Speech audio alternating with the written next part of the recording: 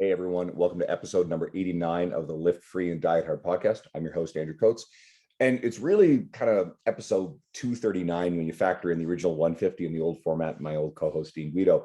And I mention that because I want to create just the magnitude of how long and how important Steve Hall's work is in the podcasting realm.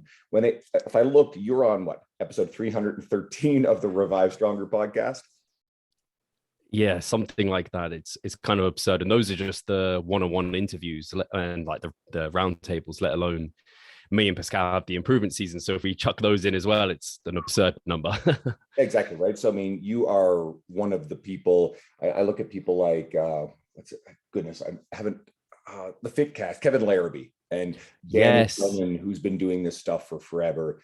And there's a bunch of people who really are the foundational people behind fitness podcasting, right? And it's mine and Guido's initial incarnation was very heavily influenced by all of you guys and what you guys are doing. Awesome. But great to have you on. And a little bit about you. Obviously, you're an online coach. You own Revive Stronger Online Coaching. You're a natural bodybuilder. There's a whole bunch of media that comes along with it, which is actually what I want to talk about, because you will talk training and muscle hypertrophy and all this sort of stuff to death with Mike Israetel. You're very close with Mike. Mike's been on your podcast a million times. But I actually wanted to dig into the business side of what you've done and the career growth, because a lot of my listeners are actually kind of fitness professionals. So let's start here. I wanted to see, could you describe the path and timeline it took for you to build your career before the bigger brand name, the bigger scale media started to grow? Because I think a lot of people get this impression there are people who they've always been there, always been successful, well-known, or it kind of happened overnight. Yes, no, absolutely. So no, I'm definitely down for talking about this sort of thing and sharing kind of where I've come from in that experience. And if it helps anyone, that's awesome. So I think probably the first, like, social media back when I was on it initially, I didn't really view it as a business proposition. Actually, when I started the podcast, it wasn't like a business venture even, whereas now I think like I do view those things as business ventures, and most people listening probably do too. But I actually started, I think, the YouTube channel actually that hosts the podcast. If you really want to bore yourself and cringe a lot, you can look back at the first videos that are on that channel, and they're just little me in like 2010, kind of talking about things, posting out some of my training and things like this, doing some awful posing, being skinny as hell. So that's where I kind of started, just sharing my journey. That's how everything began for me. And that's because I just fell in love with bodybuilding when I was at university. And then after that, and I never viewed it as a career. I kind of thought about doing personal training, but my parents were like, oh, you want to be a personal trainer? Like, you went to university. Surely you could do something like that's going to be, I don't know. Yeah, personal training, I think, for rightly or wrongly, a lot of people look at it as kind of like one of those lesser careers or what have you. And I think my parents were kind of a little bit down that line. So I went into working as a merchandiser for like a big retail company here, which is actually where I met my girlfriend, who I'm still with at this time, like 8 years on. So that was great for that reason. But I found that whilst I was there, my passion for bodybuilding was just growing and growing. And I was just digesting. This was like the birth of almost evidence-based, I think, initially from like bodyrecomposition.com with Lyle McDonald. Matt August was becoming popular on the scene in like 2010, 2014, like through those years.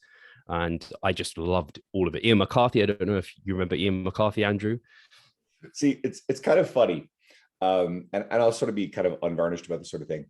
Before, really very early in my explorations of this stuff and YouTube and whatever, I came across Ian a little bit, and he rubbed me the wrong way.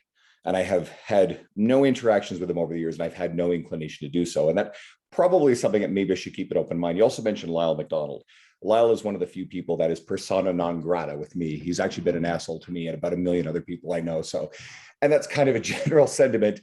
But Matt August, I've interacted with. I know he's legit. Now, I also know you're going to drop names like Eric Helms, who is as respectable and well-liked as they get. Probably Martin McDonald, Danny Lennon, Mike Israetel, and the entire Renaissance Organization team, Menno Henselmans, and on, right? Like, there's a legacy of really incredible people out there. Yeah, it's, I mean, and likewise, just to be honest, the same with you. And well, Ian Ian McCarthy, I've not really interacted much with, so I know he's a bit of a aloof character at this stage. But when I was first coming across his content, I was like, wow, this is a guy that's thinking about things in bodybuilding I've not seen. Like, he's actually thinking about things like a little bit more. My exposure before that was like Flex magazines and just the big guys in the gym and everything like this. So it was really interesting. I remember being at work and I'd have him on YouTube and I'd be writing notes like I was meant to be at work doing actual work. So yeah, it just became very obvious this was my passion. Like, obviously Matt August led me to 3DMJ, natural bodybuilding. I was like, wow, this is all amazing. So I got really heavily invested in all of that. And I kind of came to a point in my career where I was either like, I'm going to try and kind of get promotion and this is going to be my thing, and I'm just going to be a bodybuilder on the side or what have you. But I decided to get a qualification as a personal trainer. Like, they're fairly actually easy to get. They're probably the same in the US, super easy. So yeah, I just did that on the weekends. I'd educate myself along with everything I already knew, and then became qualified. And like I said, I just came to a point where I was like, I'm either going to go down the route of kind of this office work, or I'm going to become a one-on-one PT. And there was an opening at my current gym where I was still living at home, so it was all very convenient for me, and the guys employed me there. So I was a one-on-one personal trainer for like 7 months, so barely any time. And I was like, I'm introverted by nature, and I would say just I'm confident when I know people and when I'm in a position where I'm comfortable, but when I'm not, I just go into my shell. So being a one-on-one PT felt so much like being a salesperson. I was so out of my comfort zone. And so I really lacked a lot of confidence doing that. And at the same time, I decided to pull the plug on doing a contest prep. So I kind of was, and I was pretty ignorant to things like NEAT. So I was just like sat down all the time, and I thought that was fine. And my cardio went really high. I was kind of ignorant to all the impacts on like libido and brain function and just how dog shit you essentially feel when you get shredded. And so I wasn't growing very well as a PT at that time, but I was documenting it all. So my social media presence was growing because people are like, oh, this guy knows what he's doing. He's getting shredded. And also kids, or I say kids, like kind of the people in the years slightly below me, saw that I got the nickname Compound Guy because I was doing like compound lifts, and they were all just doing bicep curls and isolation lifts. And I was getting very lean and leaner than anyone else in the gym was. So they clearly knew I was doing kind of something right, and they were very interested. And I was like, oh, like I knew about this online coaching thing a little bit. I was like, maybe I can help some of you. So I can distinctly remember charging like £30 per month, which is like hilariously low at this stage, but you have to start somewhere, right? That's what like everyone says. I was helping some people for free at the beginning, and that's where I really began growing that online side. And I was like, oh, I can sit behind a desk. This is great. This is all good. And I also started blogging. So I know another contact of yours is Jonathan Goodman, with the PTDC. So that is something I did blog for the purpose of like, this is going to get awareness to me, the brand. And I had like a WordPress free website, but they were picking up some of these articles and putting them in their kind of articles of the week. So this was amazing for me. This really helped me grow in the industry initially. Obviously, blogs and things started to die off a little bit. Instagram kind of grew and popularized. And so I was on there and growing a profile. And through that period of time, I grew a reasonable client base. I think I had about 20 clients making like 20 grand for the year. And I was like, oh, I can move out from home, but this is a risk to move in with my girlfriend. And I moved into London and I just like put everything into it. So then this is where I think there became another opportunity. I don't know if you ever came across Mike Samuels, Andrew, from Healthy Lifting, Heavy Lifting or something. It was, I always forget, it's HLHL was his like brand name, but he was kind of not a mentor to me, but someone I really looked up to in the industry. He was always like a step ahead of me, and he had an online coaching business, and I actually got a job with him to be a coach on his team. But by the time that happened, I was already in a position where I didn't need it, and he wanted to bring over Mike Israetel. So I wasn't the first person that actually thought, oh, we should bring over Mike Israetel and the RP crew. It was Mike. So I have a lot to owe to Mike Samuels, who isn't even in the specifically doing online coaching or anything now. He's gone to copywriting. But we brought over Mike and we brought over James and kind of ran that seminar. And I was just blown away by, I had never seen someone present the way they presented information. And they also had a different take, which opened up my eyes to like nuance and differences of opinion, because I don't just only really been exposed to like 3DMJ and their kind of experience with natural bodybuilding and things like this, and what their kind of principles were and their programming. And they liked a lot of power building at that time. And Mike was much like all about specificity and all these principles. And I was like, wow, like this is different. This is new and exciting. And like anything, when it comes in, you're like excited by it. And you hope it's not just like, I don't know, a trend that comes in and out, like fads, and they always come through. But then I just built a relationship with Mike at this time. And there was questions after the seminar. And I was like, can we ask some of these questions? Can we do a podcast on it? And then it went really well. We had a load of fun. And that's where those Q&As, it was like a Q&A with Dr. Mike, and they're almost every week at that point. And Mike allowed me to grow confidence. Well, doing those with Mike grew my confidence to then invite other people I kind of had been to their seminars. So people like Brad Schoenfeld, the like. So then bringing them on again drew eyes, because Brad has a huge following. Every time I bring him onto the podcast, I get loads of eyes on Revive Stronger and myself, which is great. So it was just, the initial podcast was to just like get awareness and to have chats with people. And like, I was like, Brad, more people need to hear your stuff. Like, let's have a chat and see if like people want to listen to it. So that's where the podcast grew from, was like that Q&A type of format with Mike. And then like, if you probably have listened to some of the original ones, like my setup, the internet was terrible. Like it was all awful.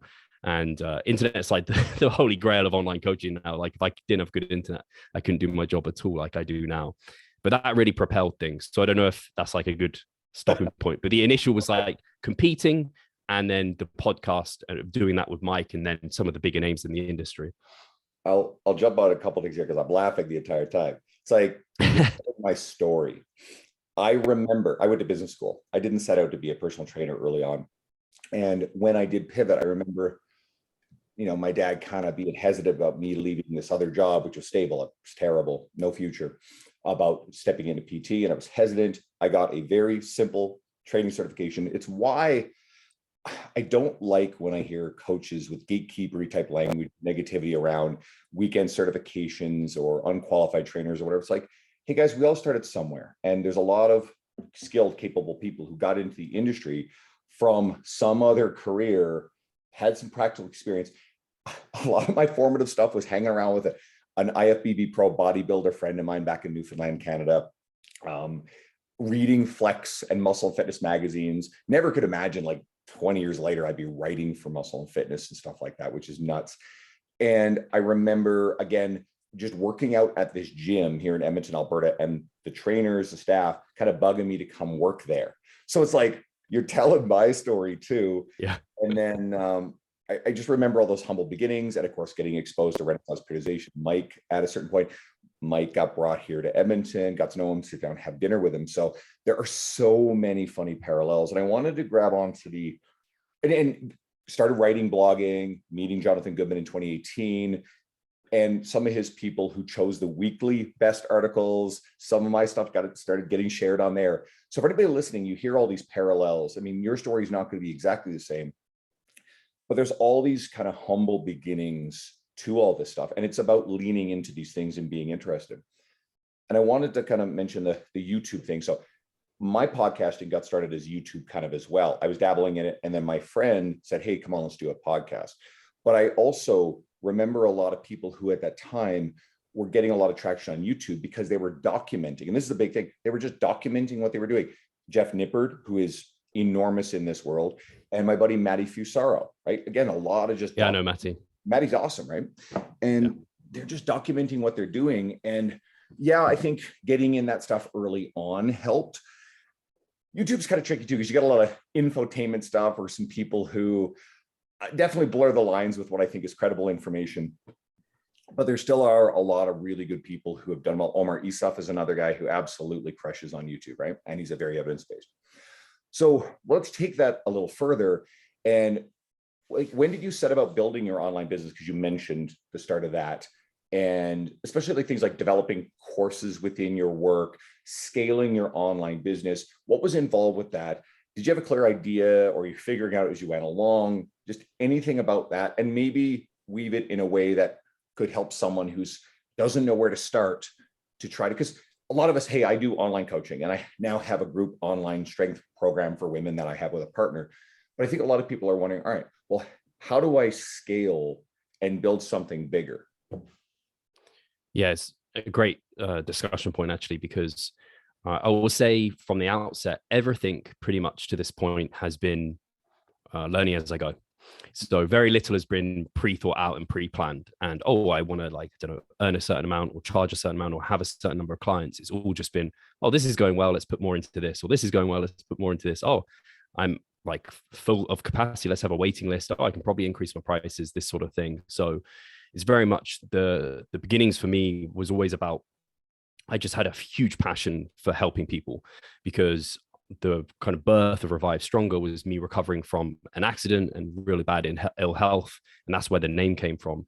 So that kind of experience for me, I was like, man, I was all the way at ground zero. I managed to take myself all the way. And that's why I competed for the first time in natural bodybuilding. Because I was like, I want to prove to myself that kind of accident and that ill health is behind me. If I can do this most extreme thing to my body and recover from it, okay, I'm like, great, like I can do anything. I felt like almost invincible at that stage. I was like, if I can do this, I can help others do something similar. I know so many people that struggle to like lose a few pounds or whatever. It's like, wow, like there's so much that can be done there. So that's where I initially came from.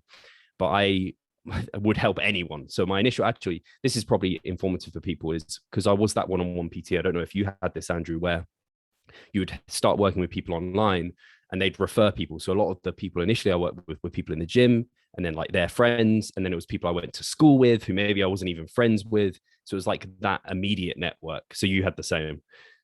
I have over the years, I teach about referral business. So it's, Uh, I have referral networks, like chains that started, God, almost when I started my career. It's 11 and a half years now that started within that first year that are still alive today. There's two particular chains or referrals where I still have a bunch of active clients from it. Each of those chains has resulted in more than 1,000 one-on-one personal training sessions. So wow. yeah, I know that stuff. Like there's Yeah. just your presence, the way that you interact with everybody, not just the person that might potentially be a customer in front of you, but just one of those chains started because I smiled at a member who decided he wanted to use his leftover sessions with me, and it just turned into Yeah. so like that stuff's important, and how you are, your body language, the way you're smiling, the way that you engage with the person who in the gym you think would never plausibly buy training from you. I can't count the number of people who have referred me business over the years who are people who would never need to hire me as a trainer, right? Yeah, no, absolutely. So that kind of, again, it wasn't something I sought to do, but I've heard business mentors or people talking about it. I'm like, oh, that's exactly how it happened for me. It was like my close network of people, then referring out to people there. And so obviously there's that like know and trust element to business. And so I guess it's that, like, these are people who knew me, they had an understanding of me. But then once and this is why social media is so important for online trainers, is people get to know you, they get to like you, they get to trust you. If you never put if you're a brandless, kind of a faceless brand, sorry, I think it's so hard to like want personal training. Who am I getting it with? Like, they just put out information and like I can get that from a textbook. What is this? So that's something that's been the core for me, is like sharing my journey, because that's what I love doing, and people have got so much from that as well. And I think there's a lot to learn from following other people's journey. So I've held that as the core way of kind of bringing people in. And then you just attract people slowly that you want to work with more. When I first started, it was just like everyone and anyone I could have as a client, I would help. And I don't know if that's the best way to do things. I think in some sense you need an income. And so if someone wants help and you can help them in some sort of way, like, that's good. You have a Well, point. let's jam on that for a second, because I think that's most trainers' experience. It's certainly mine. Yeah. It's very hard. I mean, the trainer who wants to come in and, oh, I want to work with high level athletes. Guess what? That's not going to happen, because no one knows who you are. They're going to be seeking out high level people in the industry. But you have to expose yourself to different types of clientele, age, gender, goals, you name it, personalities, in order to find out what works for you. And over time, as you develop, your media and your reputation develops around what you like working with. And if you're busy, then the right kind of people will self-select to you. Yeah. And hopefully you're in a position where you'll be able to say no to the wrong fit. Because one of my favorite books on this, Book Yourself Solid, by a guy named Michael Port. If you continuously, after the early phase of your career, work with people that drain your energy, emotional vampires, you're struggling, they're outside of your actual skill set. it's going to diminish your experience, burn your energy, and you won't enjoy it. You will not actually be able to sustain the kind of energy to do all the things to grow your career. And you will project that energy to all the people that you interact with on a daily basis. And you're going to wonder, why am I struggling? But if you're happy or fulfilled, you really love being around the clients you work with, then you'll project that energy in all of those little interactions. And I've experienced this. I've lived this for years. The book nails it. And this is actually one of the most important things about setting up a successful, sustainable career and avoiding things like burnout. I work some pretty crazy days, but I pause and I think, I'm like, yeah, I'm really excited to this client, this client, this client. My client, Larry, right? He's the guy I post all the videos of him lifting really heavy on. And most people are pretty familiar with him. He's 72, I think sometime in the next month or so. And he can 450-pound trap bar deadlift for a single, right? And everybody just freaks out. They love this guy. I love hanging out with him. It's a joy. Like, actually, I get him this afternoon. So that's something I look forward to. My last client of the day is this cardiologist who I've been friends with for years. He's a blast. I have no trouble making it through the day. I'd actually spend an hour laughing when he's talking, right? So totally true. Yeah. And one-on-one, I think that's really easy to perceive, like hanging out with people that like just drain your energy. But even online, the same thing is there, because they might have issues or things they're going through that you just so unrelatable to you potentially. Like, I'm a like quite competitive natural bodybuilder, so I'm quite at one extreme. So if I have someone who's super gen pop, maybe female, makes it a little bit tougher because I'm not that gender, then I'm probably not the ideal person to help them. I might have some ideas of how to help them, and I probably can do something. And at the start of your career, like you said, you almost have to, because you can't select like your clients. You're not at that stage. Whereas you almost, and you're right, I don't rarely turn people down, because most people that come to us now and for the last like 4 or 5 years, they're already the ideal client. They've been following for a long time. They are that guy that's maybe a few years behind where I'm at. And that's almost everyone I work with are coaches, personal trainers, like people who want to compete eventually, are early competitors within their career. But that's taken time. And I think, like you said, when you first start it, like, I'm like, oh yeah, I want to help natural bodybuilders get to stage. It's like, dude, you've competed once as a novice. You haven't done particularly well. You have barely any experience. How are you going to take someone to like the world championships? Like, it's just not going to happen. You have to earn that. And just like the people that want to work with like high level athletes, you have to work with the people kind of a wider range, and then you niche down as you go. And that's something that we've definitely been successful in. I think it's just part of what's I found passion. Like, my passion has been natural bodybuilding, growing muscle, losing fat, getting to stage. And that's just drawn people who have that passion as well in that niche. So all my content has kind of flowed that way too. But like I said, I learned a lot of harsh realities at that first beginning point, where it was just, I always looked, and like you said, you smile to people on the gym floor. Every client I have come to me, I want to have a good experience. Like, I never want there to be bad blood. I want to be able to kind of converse with them well and have a good understanding. And that's something I really struggled with at the beginning, because all my coaching was done through email. And I think some people can do that really successfully. Like Andy Morgan, I think, so basically almost completely what uses email. He can nail that. As soon as you said it, Andy Morgan. Exactly.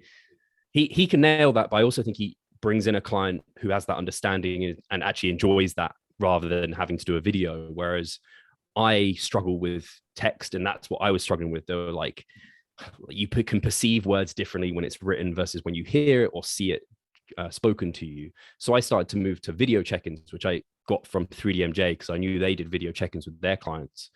And so I think I was one of the first, like, I guess there weren't many online coaches when I got into it, actually. So I was probably one of the early adopters of the video format too, but also just an early adopter in terms of online coaching. But that helped so much, because the rapport you can build with a client, you can answer questions, you can really deliver value. That made me enjoy the process so much more. And I think the clients got better results because they understood how to do things better. And when they're enjoying it more, you're getting better results. You're doing a good job. You share that good job on social media. People are like, wow, like this guy's giving so much value to his clients. They're getting great results. And it's almost like it markets itself. I've never really had to push, like do all the, I think now, because it's becoming quite saturated versus where it was, people are having to do like this. There were no business mentors for online coaches when I started, whereas now there's like every other kind of online coaches are now a business coach, you know, like it's just how the scene's moved, and I can see why. But I think a lot of those fundamentals still hold. Like I see some of the people just saying like, do a good job with your clients. Like they can refer people and like share those results. It's like talk about what you're doing with clients. And it's like that gets forgotten because people just focus on, I don't know, marketing and they see, you know, the big influencers online and how they're big, they've got loads of followers and things. It's like those things don't matter so much. Like work on the fundamentals initially. So that really helped doing the kind of video check-ins. And then I got to a point where I think I just always knew I wanted someone with me on the business. I didn't want to just be on my own. It's quite lonely. I don't know how Andy does it. Actually, I haven't spoken to him a whole lot about this, but like, if you're an online coach, you work from home all day and you have no one on your team, you don't interact with anyone. I think he has employees actually, or people at least who work on the brand. He's got Naoto, who's in Vancouver, because Andy brought his team to, I met him in 2017 at the Kansas City Fitness Summit, and he brought Naoto, and I think he has at least one more person in. I think something else, Andy has his friends in the industry. He's very close with Eric Helms. I mean, they've written books together. I think you just develop in that world these relationships. It's kind of funny. Like we sometimes think that trainers, people you meet on your trips, or you talk to over social media, oh, they're not real friends. And I've actually seen people who kind of say crap like that. Then I think about it. I mean, I've got a lot of very close friends that I haven't seen in years, or at least the last couple of years. They're still my close friends. We could pick up. Why is that any different from someone I get to see once a year in my travels at a fitness conference who we interact with a lot, or you stay in regular contact with? You would consider Mike Isotel a very close friend. I mean, how many hours have you actually technically ever spent in person with him, right? Yeah. It's probably kind of limited, but then we stop and think we actually spend way more time with most of our clients, at least in-person coaches. Yeah. So it's weird how people like put these boxes around who's our friend and who's not our friend. And I think, hey, embrace the industry. A lot of the people who have the most in common with us and will be the most fulfilling to interact with are people who are in other places. Edmonton has a thriving training community, but there's also not a lot of people here who kind of like want the same things I do, have the same ambitions, same goals, sort of thing. So I find that it's really fulfilling to interact with my friends who are all over Canada and the US and the world.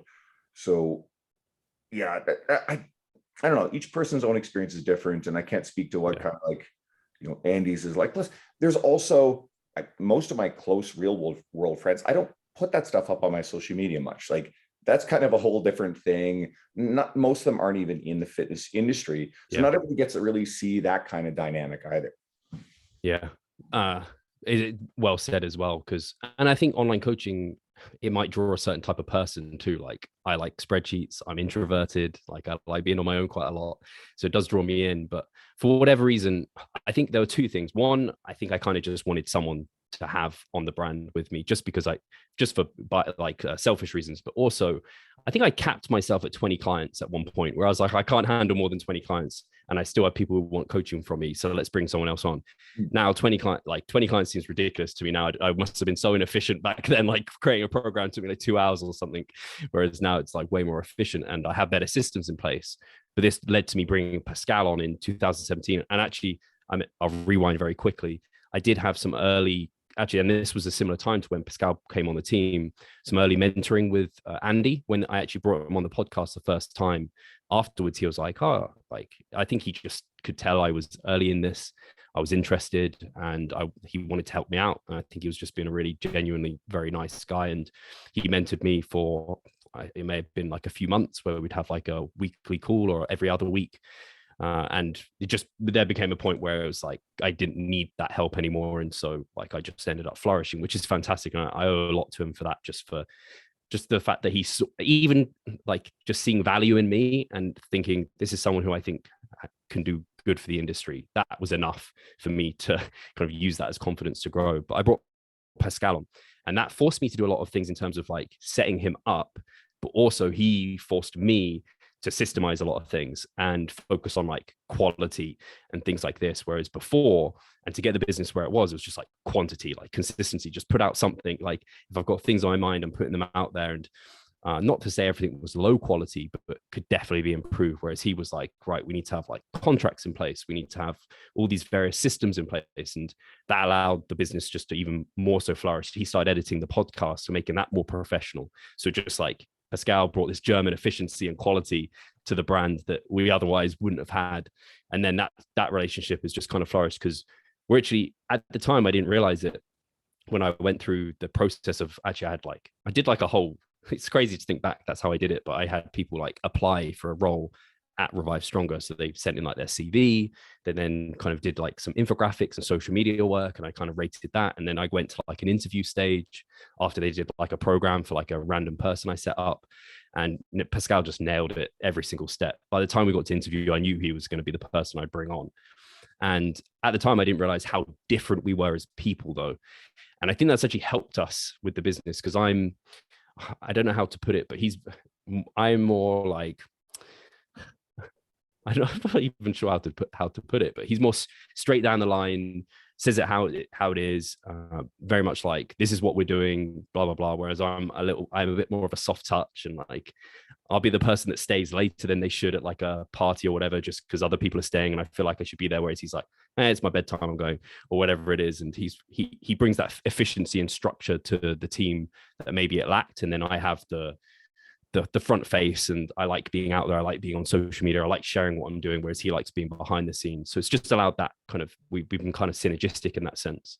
So that really helped the business take a next step. And I think if I was to say what's the takeaway for others, it isn't necessarily that you need to bring people on, but it's a case of outsourcing things. And if you want to grow, sometimes you have to find someone else to take on something that you're doing, because when you're doing everything as a business owner, it just becomes overwhelming, and you're working so much in the business, you can't work on it and then see it flourish and grow. And so I think that's really helped us just continue to grow and bring on other coaches like Harry, Ryan, who actually was an intern for a long time and then eventually kind of came on it as a coach as well. And there are a lot of people in the industry who have scaled businesses, and they're still the face of it. And we don't necessarily see all the faces behind, but a lot of times those faces kind of want to be in the background. It takes many forms, where it's, again, Brenda says periodization is good, example of all this, because Nick Shaw, who is now starting to kind of step out on his own, written a book, awesome human being, but he's really, he's been more the business and systems guy versus Mike, who is obviously the content, the face of it, very gregarious, outgoing sort of personality. And then you get the team. A lot of them are friends, or they, bring someone along who's a really great fit, whether it's James Hoffman, Melissa Davis, etc. Awesome people. Renaissance periodization is also a model of success, and sometimes there's survivorship bias when it comes to that. But I think there's a lot of lessons there. I don't know if you're familiar with my pal Luca Hocevar. So Luca's a gym owner in the Seattle area. Really dynamic personality, big, high energy, the face of everything. But he's built a gym, and he's got a lot of really great people, and he treats his people really well. And I think a lot of those people are really just happy to be there and to have the work and are fulfilled by it. But they don't necessarily have a craving for. Luca's kind of a high energy work ethic monster. Like, he's hustling, grinding nonstop, very caffeine fueled, at least used to be anyway. There's a lot of bang energy in his videos. Nice. That seems to have disappeared. So maybe he's transitioned off, but he's everywhere, presenting, traveling to things, you name it, right? And not everybody has the bandwidth for something like that. I'm a little bit more inclined that way, but maybe you're someone who, instead of wanting to build something from the ground up, you want to be a coach. Are you familiar with Stronger You in the US? My friend Mike. I have seen it, yes. So that's my friend Mike Dola's company. He's actually technically sold it now, but I've got a lot of friends who current or former coaches in that company, because sometimes they're really just happy working with the person as opposed to being the face of the brand. They don't want to get out. They don't want to build a social media. And I always remind myself that the things that I value, and leaning into writing for different publications and having the podcast and having a growing social media presence, is not something that everybody else has the time, emotional energy, or the bandwidth to be able to do. And a lot of people don't want to. So I like a lot of the stuff that you've been saying, because I think it speaks to people on both sides of that fence to kind of how they might like to do it. Because maybe it's a person who's thinking about building out the business, but maybe it's a person who's looking to be part of something and wants to work with someone else who's more comfortable being in that front-facing role. No, absolutely. And I think that's something we've also done, is like recognize our strengths and also what we enjoy. And so like, I remember when Pascal first came on, I was like, oh yeah, you could host the podcast like every other week. He was like, you're the host of the podcast. I'll edit the podcast. And so it was things like this, where it's just recognizing one another's skills and strengths. And then rather than, like if everyone wants to be the face of like a company, you got to be separate individuals. It's just not going to work that way. So that is also a struggle though, because inevitably I imagine if like Mike was a coach, say at RP, he would just be like, everyone would put his name, they'd all be on his waiting list, whatever, because he's obviously a huge face of that brand. And there is an element of that. And so I have had to be careful to, at times, like me and Pascal, the improvement season, it's great because it got Pascal's face out there more, and he likes doing those chats with me. And so he at the same time, though, in the last couple of years, has recognized that he needs to put his Instagram, like he doesn't need to be on there as much as I am, but he needs to put a little bit out there, just because if people buy a coach, they buy a face, like they want to know who you are. If you haven't got a social media presence, full stop, like I don't know, like someone's just going to be like, oh, I don't know who this person is. And I've noticed that the people I see as truly successful on a big scale, and the people I find really likable, even if they're the face of something, and Mike Israetel and Luca Hosvar are two great examples of this, they encourage and support their other people to embrace it if they want. Pete Dupuis at Cressy Sports Performance, he's always really great about that. And, you know, if their coaches want to have something more, you know, front facing, they're welcome to, because they want those people, they trust those people, and they want those people to flourish in their environment. And if they move on, well, they're happy to see that they moved on. Again, Mike Dola with Stronger You, they were always great about all their coaches, you know, stepping out and being more well-known. And Mike is very good friends with a lot of the coaches who have grown beyond that company and have left. So he's kept up those relationships. So that says a lot. And I won't say any names, but I've noticed, you know, a very, very small handful of individuals in the industry who there's a great deal of egocentrism in their own face and brand, and they don't coexist well or share limelight with their coaches. So therefore they tend to attract very quiet personalities who they're more authoritarian in how they run their businesses. And I noticed there's just a lot of ego and egocentrism in it. But I've also noticed that those people outside of very narrow pockets, they tend not to thrive with relationships in the broader industry, and it tends to cap just how much growth that they actually achieve. So I really believe that if you support and foster and at least give the opportunity for your people to want to step into that role, and it's not just about you, then I think that's the best formula from what I've observed. No, I agree. And I think that's the only way for your brand to really, really grow. Because again, you're capping yourself at whatever you can do. And if you're also trying to coach, like it's just, there's only so much you can do in that time. So if people can kind of like, not for, I guess it's the wrong word, but like pick up the slack, but if they can help you on that front and they can be there, like you should support that. And ultimately it's like, I don't know, for me, why did I get into this? And I think back and it's like, I want to help people. So for more people I can get towards Coach Harry or whatever, the more people he can help, and ultimately there's more people we're totally helping. And that's also why when I initially started everything, it was like Revive with Stephen Hall, and I was like, I want to remove my name, make it Revive Stronger, because like then it can be something bigger. But there is still a little bit of a hurdle, because when people do associate, and it is so strongly associated with my story, at least to some individuals, I think a lot of people just Revive is just like a fitness name now. So a lot of people just, they see Revive Stronger like, oh yeah, it's just a cool name or whatever. But some people do really kind of hold on to the initial kind of story there. But yeah, I think the podcast really helped with that, because people get to really see into other coaches. So we have like the coaching corner, which we've been a bit slack on recently, but we bring on the other coaches there so we can bring them on and interview them, get them to share their knowledge, because like you're not the smartest person for everything. Everyone has their own experiences.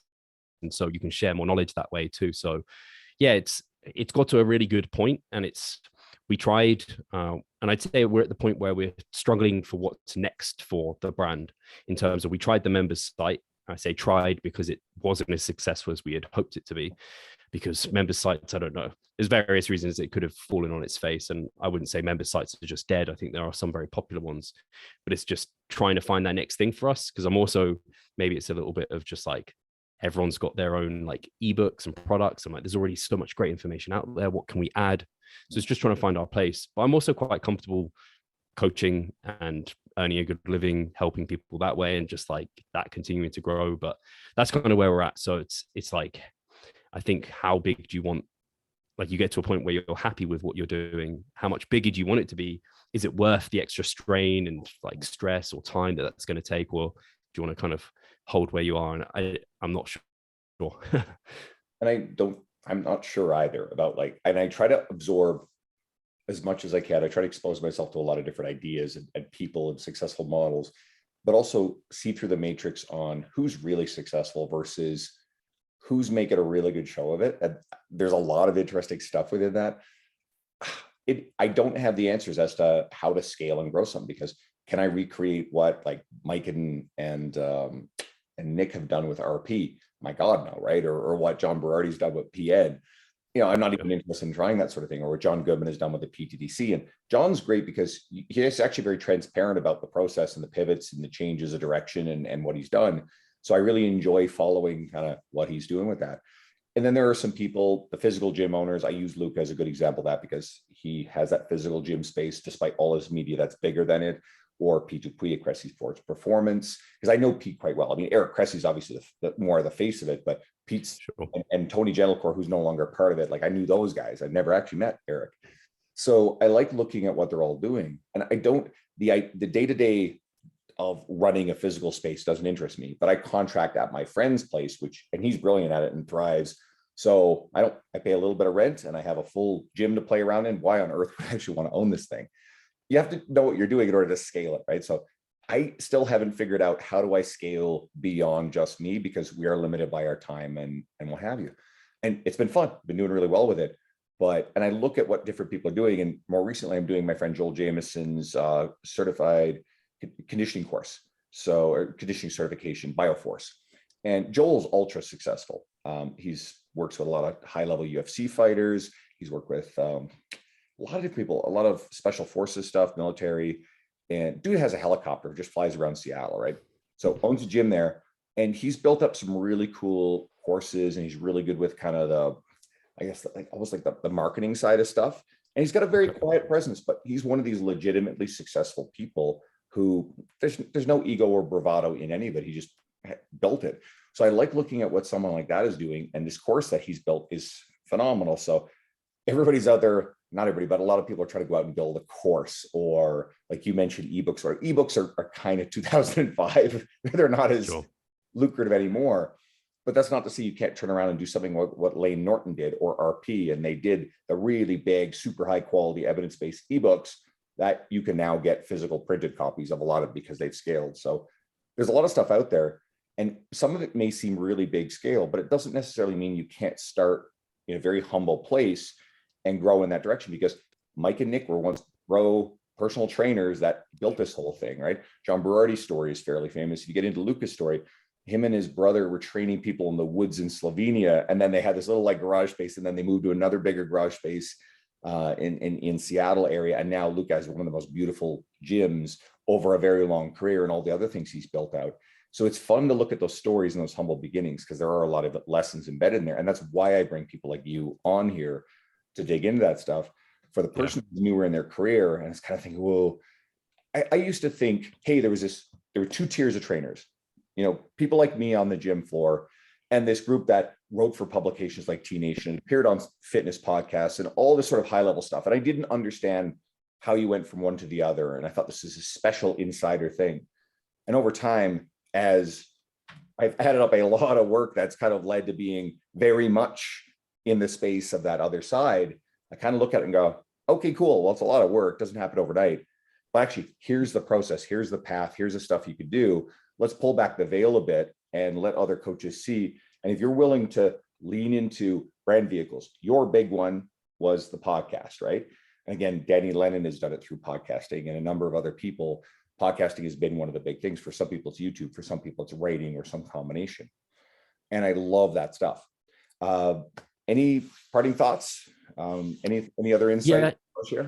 No, yeah. The only thing I will say is, like, you probably see this as well, Andrew. I have seen people like come and go within the industry, and they can have an initial, like, they can grow very quickly, but then like somehow they go. And I think that comes around from, I want to say actually what I've done to kind of be sustainable is I've always just enjoyed what I'm doing, always take on I like to take on almost sometimes a bit more than what I'm comfortable with, but never so much that it's going to hurt the soul of the business in terms of the clients. Clients are always first. They always come first, because that will always come back to haunt you. So if you have, like, if your clients are always singing your praises, like, that's only going to help. That's like the foundation for any future growth that's going to happen, because you're a genuine good person. So I think those are some things that I'd say, if anyone's starting up, like, number one, you're a coach, you're a personal trainer. Always make sure you're taking care of all of that, and never get too greedy where you're just trying to take on more than you can, and kind of take it in small steps. That's what I'd say, at least as like a final thought. I don't think there's a better final thought. Where can people find your podcast, your social media, more about your work? First of all, I just want to say thank you for having me on, Andrew. Always a pleasure chatting. It's always nice to be on a podcast versus the interviewer, so I can talk a little bit more. Although I quite like just sitting back and just being like, cool, I'll just listen. So yeah, if people want to find out more about Revive Stronger, revivestronger.com is our website. All of our online coaching and kind of the podcast and everything can be found there. If you want to find us on YouTube, again, just search Revive Stronger over on Spotify or on YouTube. The podcast will come up, and I'm also under Revive Stronger at Instagram, which is where I'm most present. And maybe I have to start on TikTok at some point. Are you on TikTok, Andrew? I have one video and an account. And real quick, I think TikTok is where there's still real estate to grow. My pal Eric Roberts has done a really wonderful job of blowing the fuck up on TikTok to the point where he's got a thriving business. He's also done a really good job of writing articles. I think he's done YouTube stuff, but he's really focused in and on his business. I think I have some nuanced thoughts about TikTok. First of all, I think that way too many people are doing very crappy reels on Instagram because they think they're supposed to do it. I think video, if you do a really great job and you lean into it, you learn the skills, there's a lot of growth potential there. And I think it can be a great thing to lean into TikTok. I really believe you need to back it up with other quality resources. And have more substance than just social media. That's something I feel very strongly about. And I kind of laugh because I see these people, and I haven't seen much of it, but occasionally I'll see someone who's got, I don't know, 20,000 some odd followers on Instagram, but in their Instagram bio is, 740,000 or yeah, I know there's 40,000 TikTok followers. And that's a pet peeve of mine. I don't believe in policing what people do.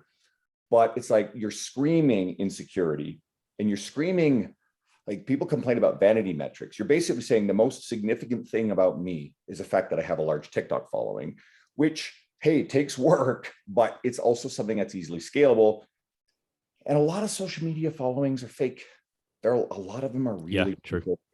I had these spam bots that you get in your DMs, and the spam bot sends me a profile of some guy who never heard of. He's got 1 million Instagram followers.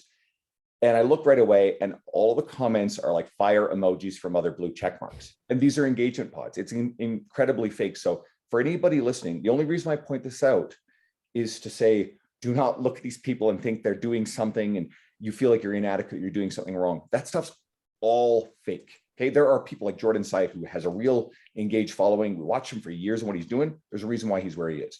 He's also done a ton of stuff to be well known in our industry for a lot of reasons.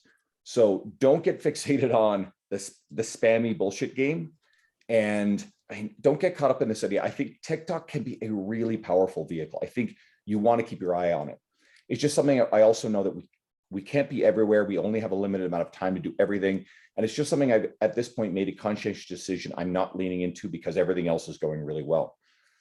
But at least don't be that person who's putting your TikTok following in your Instagram bio. And again, a very small sample size, but the people I've noticed doing this, a very strong vein of egocentrism, and just they've really rubbed me the wrong way. And maybe that's why I actually have kind of this aversion to it. So there's my thought.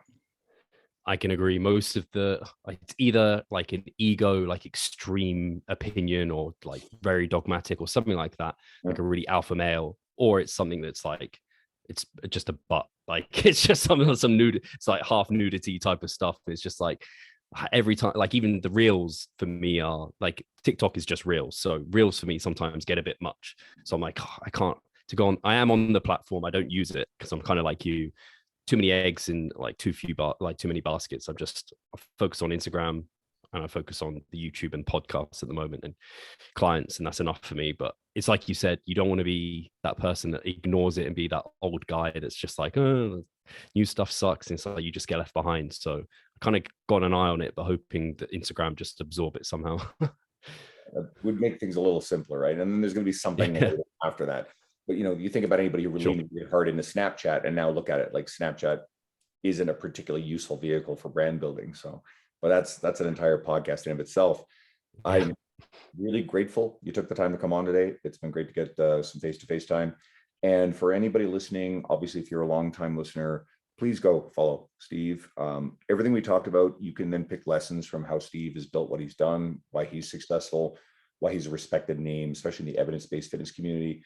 And that may help you in your own journey. And if you're someone who's found me through Steve's media, well, I hope you enjoyed the episode. And if you scroll through my list of episodes, you'll see Mike Israetel's been on a couple of times on the new format and a bunch on the old one. And a lot, I've got an old episode with Eric Helms, and Andy Morgan was on semi recently. And so you'll find a lot of that community, Danny Lennon, you'll find a lot of this community. And who knows, just check out some of those episodes, see if you like it. Maybe you'll stick around. But focus on, if you're a Steve listener, enjoy Steve's stuff. I'm not stealing you. So thanks, everyone. Thank you, Steve. And stay tuned for a great episode next week.